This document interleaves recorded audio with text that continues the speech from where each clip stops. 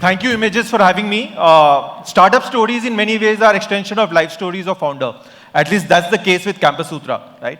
I was born in a very, very small village. The total population of that village was around 2,000, right? I was the first person there who could speak English. So I used to be presented as this specimen कि देखो इस लड़के को अंग्रेजी आती है, right? We started Campus Sutra from a 400 square feet office in a haunted building. Starting out, we found this place which was near MG Road, heart of the city, but it was lying vacant for 32 years. Stories थे कि वहाँ पर रात को भूत आता है तो nobody wanted to go there. We started from there, and now we are one of the biggest D2C setup that we have in the country. We run a 150,000 square feet warehouse. We employ about 350 people. We dispatch about 25,000 orders per day, right? And you remember the village that I was talking about? We have 80 people from that village now working with us.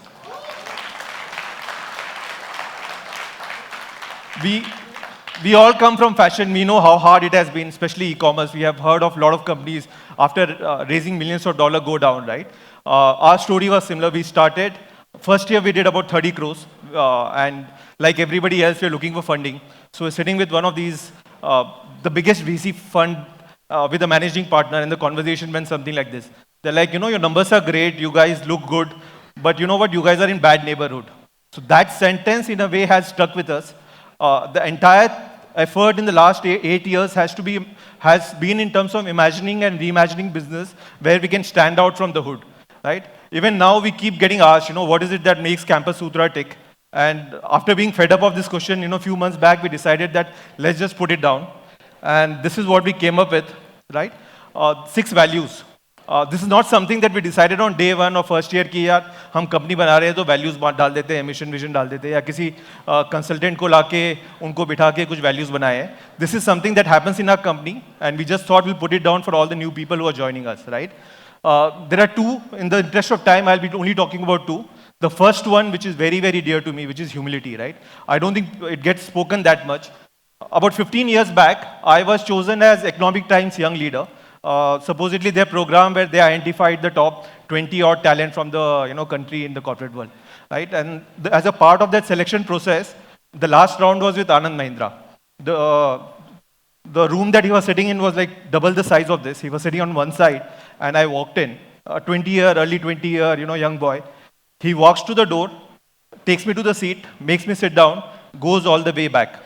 After the interaction is over, he again comes to the chair where I was sitting, walks to the door and walks me out, right? I don't remember anything that we discussed that day, but that action of his kind of left a mark. We are in an industry where we are dealing with various stakeholders. At one end, you have the Metas of the world, you have Flipkart, you have Amazon, and at the other end, you have the delivery boys, you have the, the small-time tailors who are working with you. So one thing that has really stood the test of time for us is humility. There might be times when we have a different opinion and we kind of present it in a very harsh manner, but it always has to be with humility. So this is something that has really, really worked for us. The second one is integrity. I know what you guys are thinking. Integrity, matlab wahi ghisa pita. While it means that ghisa pita thing, which is very, very important, for us, integrity means how do you kind of interact with your stakeholders. For your employees, for example, now we have this unicorn culture where you treat employees like popcorn. Kuch task hai, so you hire 100 people and fire 100 people. In our company, we have created a culture where there is a certain amount of honesty in dealing with everybody.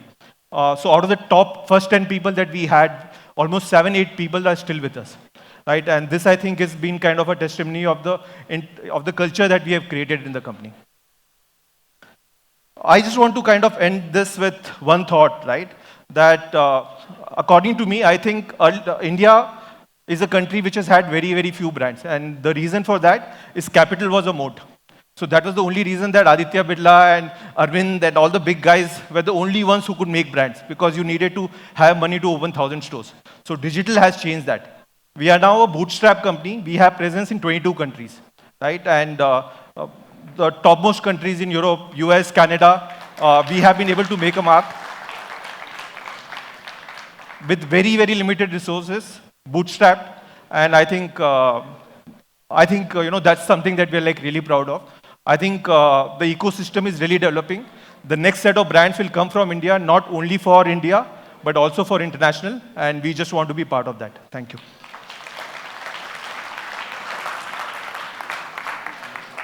Thank you, Dhiraj. Vikram, questions? Congratulations, awesome, I'm here.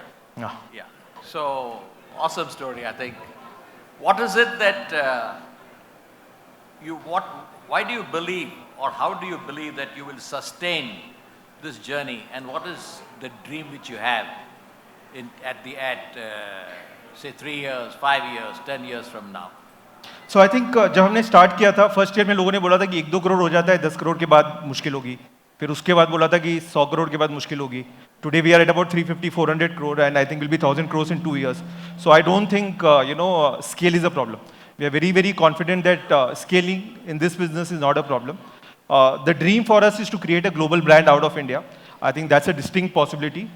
We have built our business on solid business fundamentals, right? So it is not privy to the bust and boom of VC funding and things like that. So I think we are very well placed to kind of ride this wave and create a global brand out of India. What about the social perspective with which you started? How would you sustain that going forward? The social perspective, is it? I think, to be very honest, it's still evolving. I don't want to kind of commit something where I'm myself not very confident. So few of the markets, so a lot of things that we have done is in terms of understanding the market and working towards that, right? So for example, things like sustainability. When we entered the European market, right, sustainability is like a must there. You can't work in the European market without being sustainable. So we had to kind of, initially when we started, obviously we did not have the resource to kind of have a lot of this jargons, a lot of this work happening on sustainability. But it forced us to kind of do that. And whatever the market requires, we do it. Simple. Thank you. Thank you, Dhiraj.